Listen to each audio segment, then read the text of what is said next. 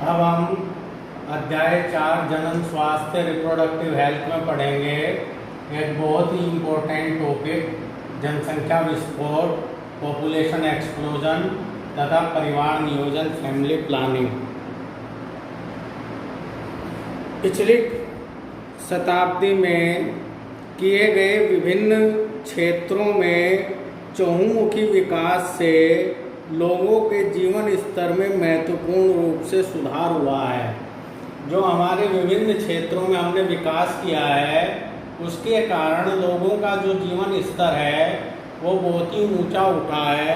इसके साथ साथ कुछ मेडिकल फैसिलिटीज़ के कारण जो आयु है उसमें भी बढ़ोतरी हुई है, क्योंकि विभिन्न बीमारियों का डायग्नोस का तरीका मिल गया, उनका इलाज संभव हो गया, तो जो लोगों की आयु है उसमें भी बढ़ोतरी हुई है। इसके फलस्वरूप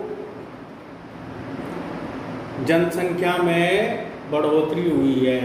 पूरे विश्व की जनसंख्या की अगर हम बात करें तो सन 1900 में लगभग 2 अरब थी। पूरे विश्व की जनसंख्या सन 1900 में 2 अरब थी, जो सन 2000 में तेजी से बढ़कर 6 अरब हो गई। 1900 में कितनी थी पूरे विश्व की जनसंख्या? 2 अरब। और 2000 में बढ़कर हो गई 6 अरब। इसका कारण क्या है? इसका कारण है विभिन्न क्षेत्रों में विकास के फलस्वरूप लोगों के जीवन स्तर में सुधार, मेडिकल फैसिलिटी जो चिकित्सीय सुविधाएं हैं उनमें बढ़ोतरी हुई, जिससे लोगों की आयु जो है उसमें बढ़ोतरी हुई। तो आबादी जो है वो 10 साल में 2 अरब से बढ़कर के 6 अरब हो गई। इसी प्रकार की बढ़ोतरी की प्रवृत्ति भारत में भी देखी गई है।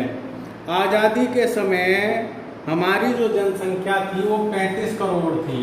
1947 में हमारी जनसंख्या क्या थी? 35 करोड़।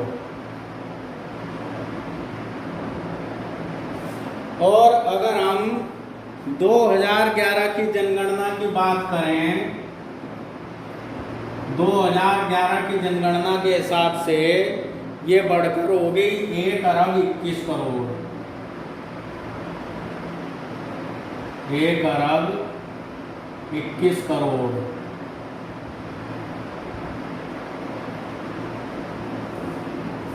तो जो जिस प्रकार से विश्व में आबादी बढ़ी है उसी तरह से हमारे देश भारत में भी आबादी बढ़ी है। भारत की आबादी का जो ये बढ़ोतरी का ट्रेंड है, इसे देखकर हम कह सकते हैं कि दुनिया का हर छठा आदमी भारतीय है। इन बढ़ोतरी का कारण क्या है? मृत्यु दर में तेजी से आने वाली गिरावट। जो मातृ मृत्यु दर है, मदर की डेथ रेट है और शिशु की डेथ रेट है, इन्फेंट मोर्टेलिटी रेट, उसमें कमी आई है। इस बढ़ोतरी का कारण जो चिकित्सा सुविधाएं बढ़ी हैं, उन चिकित्सा सुविधाओं के बढ़ने के कारण माताओं की मृत्यु दर में कमी, शिशु के मृत्यु दर में कमी और जनन आयु के लोगों की जनसंख्या में बढ़ोतरी इसका एक कारण है। हालांकि हमने अपने जनन एवं बाल स्वास्थ्य सेवा कार्यक्रम के माध्यम से इस जनसंख्या वृद्धि दर में कमी तो की है, लेकिन यह कमी नाम मात्र की हुई है। सन 2011 की जनगणना के अनुसार यह वृद्धि दर लगभग कितनी है? 1.7%। जनसंख्या की वृद्धि दर 2011 की जनगणना के हिसाब से कितनी है? 1.7%।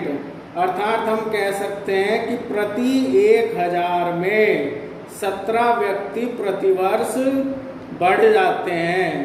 यद्यपि इस वृद्धि दर से भी 33 वर्षों के दौरान ही हमारी जनसंख्या दुगनी हो सकती है। जो ये वृद्धि दर है 1.7% की, इस वृद्धि दर के द्वारा भी हमारी जनसंख्या 33 सालों में जो है वो ये जो है 1 अरब 21 करोड़ इसकी डबल हो सकती है।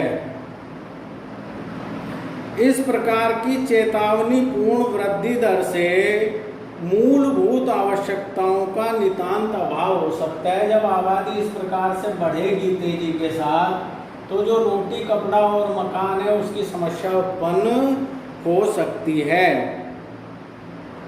हमने भले ही इन क्षेत्रों में महत्वपूर्ण प्रगति की है, लेकिन फिर भी अगर आबादी इसी स्पीड से बढ़ती रही तो रोटी कपड़ा और मकान की समस्या उत्पन्न हो सकती है। इसलिए सरकार पर यह दबाव था कि इस प्रकार की जनसंख्या वृद्धि दर को काबू में रखने के लिए गंभीर उपाय अपनाए जाएं। इस प्रकार की समस्या से निपटने के लिए एक महत्वपूर्ण प्रयास यह था कि लघु परिवार को बढ़ावा देने हेतु गर्भ निरोधक उपाय अपनाने के लिए प्रेरित किया जाए। ये जो वृद्धि दर है, इस वृद्धि दर को घटाने के लिए परिवार नियोजन के विभिन्न साधनों के प्रचार प्रसार का कार्य सरकार के द्वारा हुआ। जो गर्भ निरोधक उपाय हैं उन्हें अपनाने पर जोर दिया गया। टीवी के माध्यम से, रेडियो के माध्यम से, अखबार के माध्यम से, और इसके अलावा आपने सरकारी अस्पतालों के पोस्टर और पर्चों पर देखा होगा कि एक दंपत्ति के साथ 2 बच्चों को दिखाया जाता है। छोटा परिवार, सुखी परिवार उस पर लिखा रहता है, हम 2 हमारे 2। इसकी अवधारणा जो है उसमें दर्शाई जाती है ताकि जनसंख्या को नियंत्रित किया जाए। इसके साथ साथ बड़े बड़े शहरों में जो कामकाजी दंपत्ति होते हैं वो हम 2 हमारे 1 के सिद्धांत पर कार्य कर रहे हैं। विवाह की वैधानिक आयु स्त्री के लिए 18 वर्ष की गई है और पुरुष के लिए 21 वर्ष की गई है। और जनसंख्या वृद्धि की समस्या को निपटाने हेतु गर्भ निरोधक उपायों पर कार्य किया गया है, उनका प्रचार प्रसार किया गया है। तो इस प्रकार से इस पूरे डिस्कशन में जो हमने वर्णन किया है, इसमें हम एक संक्षेप में कह सकते हैं कि बढ़ते हुए जो विकास कार्यक्रम है, विभिन्न क्षेत्रों में जो विकास हुआ है, मेडिकल फैसिलिटी, चिकित्सीय सुविधाएं जो बढ़ी है, उनके कारण माता की मृत्यु दर, शिशु की मृत्यु दर में कमी हुई है और जनन आयु के लोगों की संख्या में बढ़ोतरी हुई है, जिसके कारण जनसंख्या में तेजी के साथ वृद्धि हुई है, जिसे क्या कहते हैं, जनसंख्या विस्फोट, पॉपुलेशन एक्सप्लोजन कहते हैं। यदि यही वृद्धि दर रही तो तेजी के साथ विश्व की जनसंख्या बढ़ेगी, विश्व के साथ साथ भारत की जनसंख्या भी बढ़ेगी और रोटी कपड़ा और मकान की समस्या उत्पन्न हो जाएगी। तो इसके लिए सरकार का प्रयास ये है कि परिवार नियोजन, गर्भ निरोधक के उपायों का प्रचार प्रसार किया जाए, लोगों में जागरूकता उत्पन्न की जाए ताकि ये जो पॉपुलेशन एक्सप्लोजन, जनसंख्या विस्फोट की स्थिति है, इससे निपटा जा सके। अब आगे हम पढ़ेंगे गर्भ निरोधक।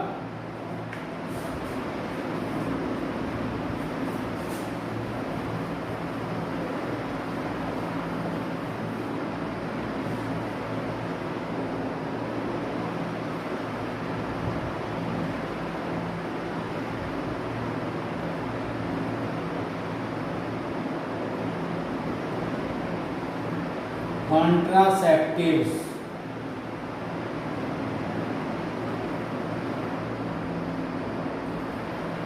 गर्भ निरोधक।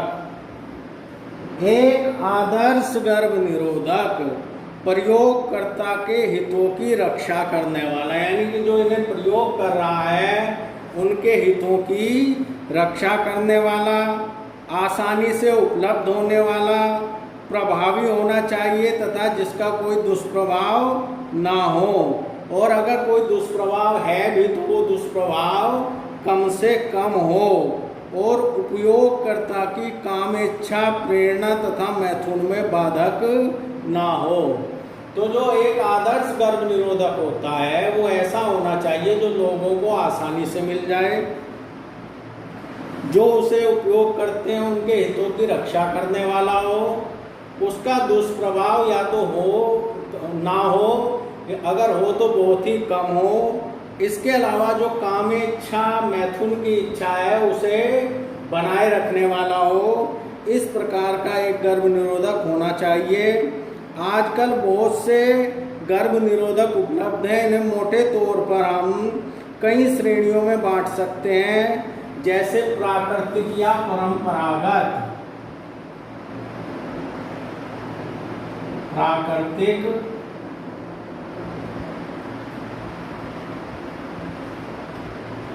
या परंपरागत गर्भ निरोधक, नेचुरल और ट्रेडिशनल गर्भ निरोधक।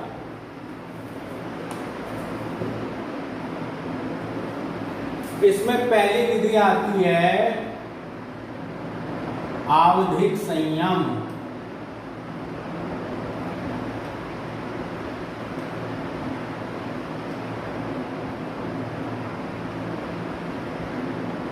जो पहली विधि है उसे कहते हैं आवधिक संयम, पीरियोडिक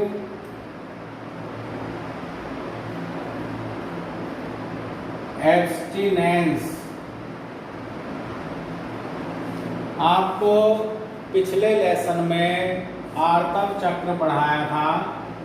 स्त्रियों में 28 से 29 दिन का एक चक्र चलता है जिसे आर्तव चक्र, मेंस्ट्रुअल साइकिल कहा जाता है। इस 28 या 29 दिन के आर्तव चक्र में 14वें दिन ओवुलेशन, अंडोत्सर्ग होता है।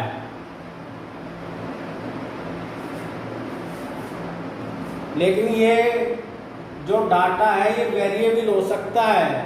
इससे पहले भी थोड़ा बहुत पहले ओवुलेशन हो सकता है, इसके बाद में भी ओवुलेशन हो सकता है। ये माना जाता है कि अगर हम आर्तव चक्र के 10वें से 17वें दिन को छोड़ दें, इस पीरियड को छोड़ दें, इस पीरियड के दौरान मैथुन ना करें। इस पीरियड से पहले मैथुन कर सकते हैं, इस पीरियड के बाद में मैथुन कर सकते हैं। आर्तव चक्र के 10वें से 17वें दिन के बीच में अगर मैथुन ना किया जाए तो गर्भ धारण की संभावना नहीं होती है। तो इसे कहते हैं आवधिक संयम या पीरियोडिक एब्स्टिनेंस, यानी कि एक निश्चित अवधि के दौरान इसमें मैथुन से बचा जाता है। ये एक प्राकृतिक विधि है जिसमें अंडाणु और शुक्राणु के संगम को रोका जाता है। अब एक दूसरा तरीका हम देखते हैं, बाह्य स्खलन या अंतरित मैथुन।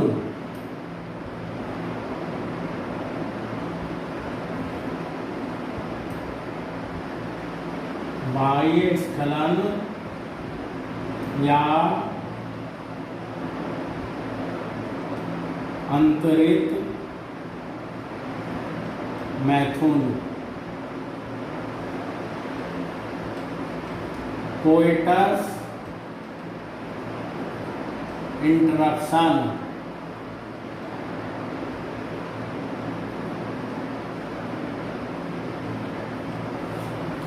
इस विधि में जो पुरुष होता है वो वीर्य स्खलन से पहले अपने लिंग को योनि से बाहर निकाल लेता है, यानी कि जो स्खलन है वो योनि के बाहर होता है।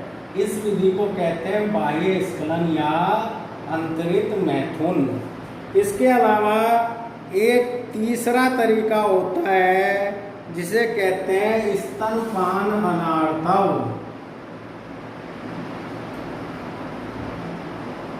स्तनपान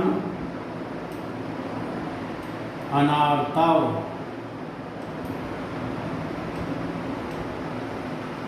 लैक्टेशन एमेनोरिया।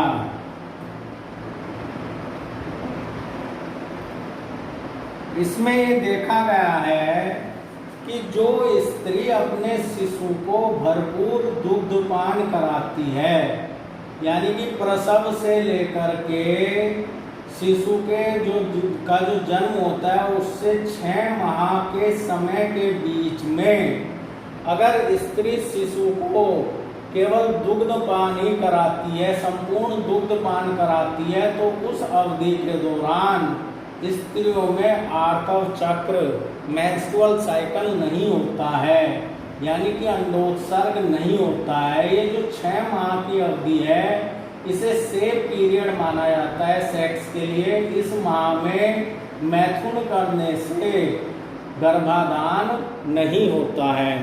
तो ये 3 तरीके प्राकृतिक या परंपरागत तरीके कहलाते हैं। ये सेफ तरीके हैं, आदर्श तरीके हैं, क्यों इनमें उपयोगकर्ता के हित भी बने रहते हैं, उनकी जो प्राइवेसी है वो भी बनी रहती है, लेकिन इन विधियों के असफल होने की संभावना अधिक होती है। कक्षा 12 पाठ 4 जनन स्वास्थ्य में हम पढ़ रहे हैं विभिन्न गर्भ निरोधक। सबसे पहले हमने पढ़े थे प्राकृतिक या परंपरागत विधियां पढ़ी थी। अब हम पढ़ेंगे रोध या बैरियर विधियां। इन विधियों के अंतर्गत रोधक साधनों का प्रयोग करके अंडाणु और शुक्राणु को भौतिक रूप से मिलने से रोका जाता है। इस प्रकार के साधन स्त्रियों और पुरुषों दोनों के लिए उपलब्ध है। इसमें जो सबसे प्रचलित तरीका है वो है कंडोम।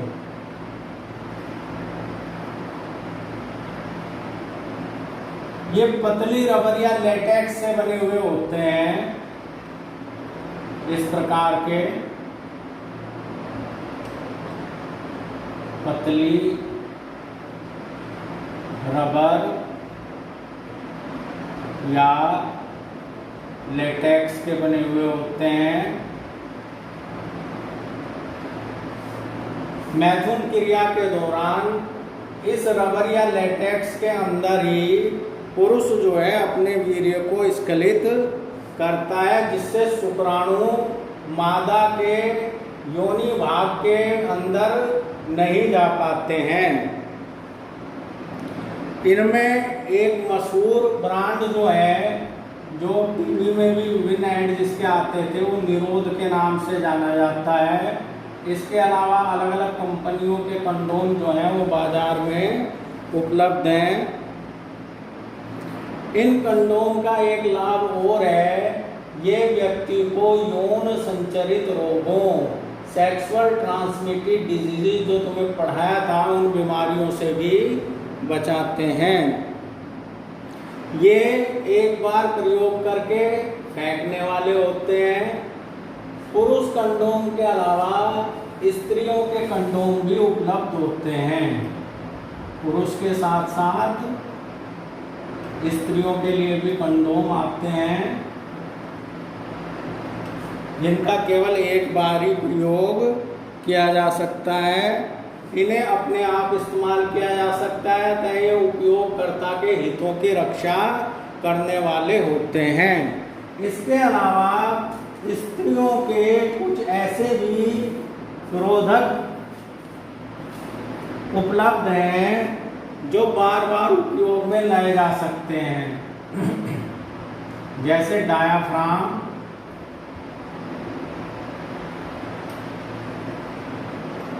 गर्भाशयी ग्रीवा, टोपी,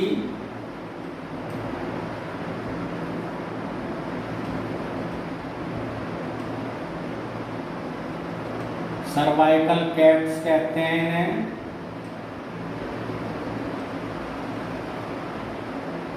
गर्भाशय ग्रीवा, टोपी, सर्वाइकल कैप्स। इसके अलावा वोल्ट,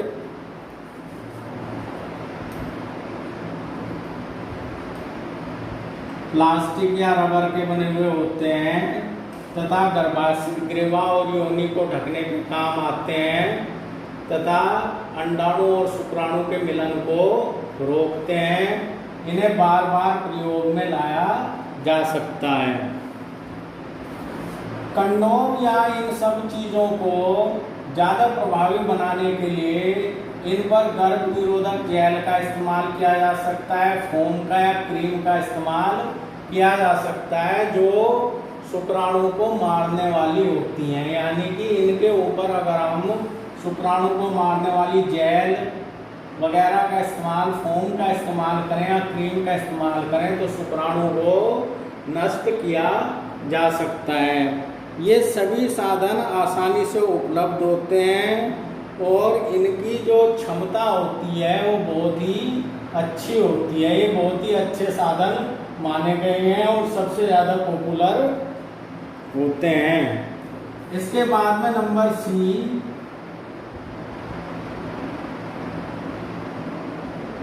IUD,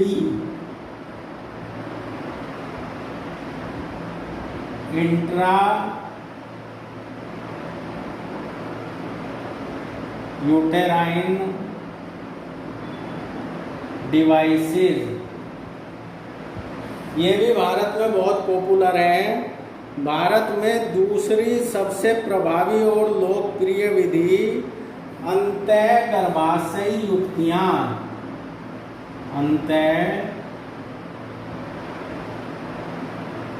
गर्भाशयी युक्तियां IUD, इंट्रा यूटेराइन डिवाइसेस होती हैं। इन डिवाइसेस का जो उपयोग होता है वो अनुभवी डॉक्टर या नर्स के द्वारा इनका इस्तेमाल करना चाहिए। ये अनुभवी नर्सों या डॉक्टरों के द्वारा योनि मार्ग में, गर्भाशय में लगाई जाती हैं।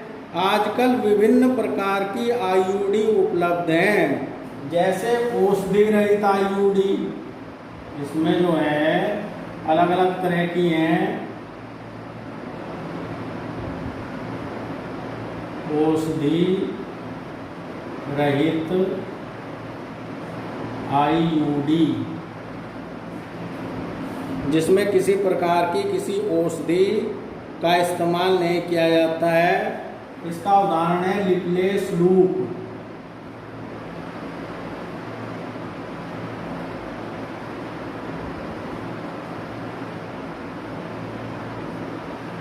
इसका उदाहरण है लिपलेस लूप। एक होती है तांबा मोचक IUD, जो कॉपर आयनों को मुक्त करती हैं। इसमें आती हैं तांबा मोचक IUD में कॉपर T, कॉपर 7, इसके अंदर कॉपर T के आकार की होती है, कॉपर 7 के अक्षर के आकार की होती है। इसके अलावा Multiload 375 copper T, Multiload 375 copper T, ये आती हैं तांबा मोचक IUD में। ये कॉपर आयनों को मुक्त करती हैं। तीसरी होती है हार्मोन मोचक IUD, हार्मोन मोचक IUD, ये प्रोजेस्टेरोन और एस्ट्रोजन हार्मोन को मुक्त करती हैं। इनमें आती है प्रोजेस्टासर्ट LNG-20, प्रोजेस्टासर्ट LNG-20 आती है इसमें। तो ये जो है विभिन्न प्रकार की IUD हैं, अंतःगर्भाशयी युक्तियाँ, जिन्हें योनि मार्ग के द्वारा गर्भाशय में लगाया जाता है। इन युक्तियों को अनुभवी नर्स या अनुभवी डॉक्टर के द्वारा लगवाना चाहिए। ये भारतवर्ष में दूसरे नंबर पर सबसे ज़्यादा प्रचलित गर्भ निरोधक हैं। इसमें 3 तरह की आती हैं: औषधि रहित आईयूडी, तांबा मोचक आईयूडी, हार्मोन मोचक आईयूडी। औषधि रहित में आते हैं लिपलेस ट्यूब, तांबा मोचक में आते हैं copper T, copper 7, Multiload 375 copper T. Hormone मोचक आईयूडी में आते हैं प्रोजेस्टासर्ट और LNG 20। तांबा मोचक आईयूडी गर्भाशय के अंदर, ये जो तांबा मोचक आईयूडी हैं, जैसे कि इनका नाम है तांबा आयन के नाम में, ये गर्भाशय के अंदर तांबे के आयन, कॉपर आयन मुक्त करती हैं, जिसके कारण शुक्राणुओं की भक्षकाणु क्रिया बढ़ जाती है और शुक्राणुओं की गतिशीलता कम हो जाती है और उनकी निषेचन क्षमता कम हो जाती है। इसके अलावा जो हार्मोन मोचक आईयूडी हैं, ये हार्मोन मुक्त करती हैं। हार्मोन कौन कौन से होते हैं? मुख्यतः प्रोजेस्टेरोन और एस्ट्रोजन। ये गर्भाशय गिरवा को शुक्राणुओं का विरोधी बनाती हैं। भ्रूण के रोपण के लिए गर्भाशय को अनुपयुक्त बनाती हैं। जो औरतें गर्भावस्था में देरी या बच्चों के जन्म में अंतराल चाहती हैं, उनके लिए आईयूडी सबसे आदर्श गर्भ निरोधक है। भारतवर्ष में इनका प्रचलन बहुत ज़्यादा है। तो जब तक किसी को संतान नहीं चाहिए, तब तक उन स्त्रियों के यूट्रस के अंदर इन आईयूडी को इम्प्लांट कर दिया जाता है और जब उन्हें संतान चाहिए तो ये आईयूडी हटा दी जाती हैं।